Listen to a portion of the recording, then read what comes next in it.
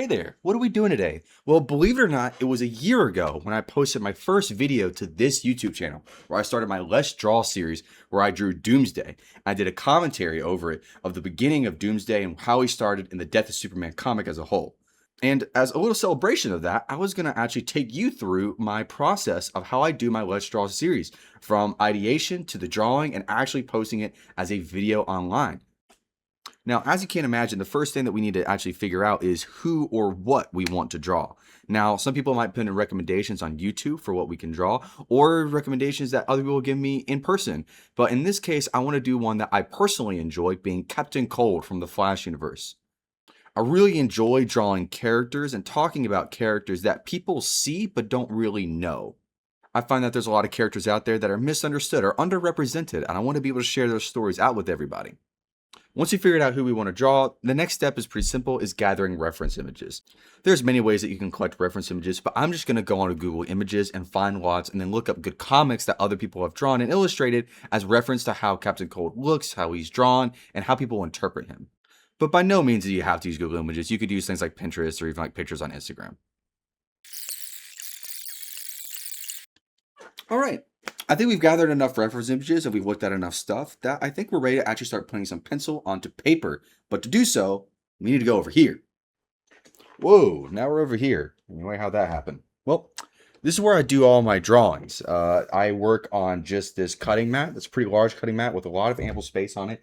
I use this arm right here that holds a ring light that I use to just illuminate where I'm drawing. It's really easy to see. And this also has a little mount for my phone that I can put on there for when I want to record.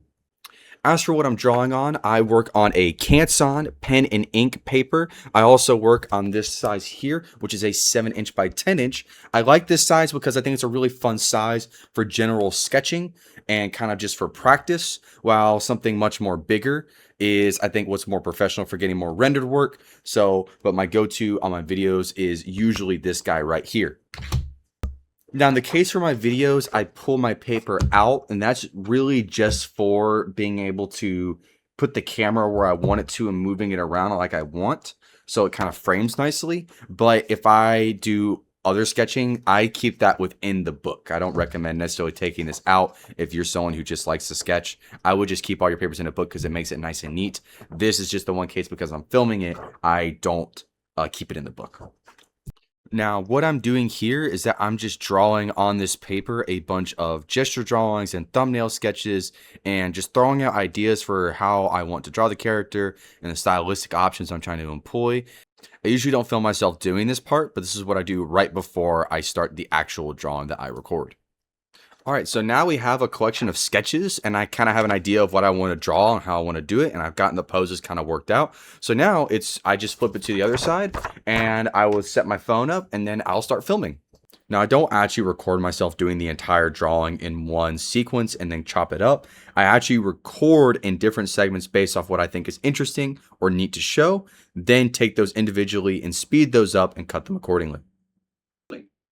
For anyone curious about the drawing utensils I usually just use a standard mechanical pencil for when it comes to my penciling. I get really fine detail with that. But when it comes to my inking, I prefer the Artesia roller ball pen. It's a 0.5mm extra fine print pen, and I really like it.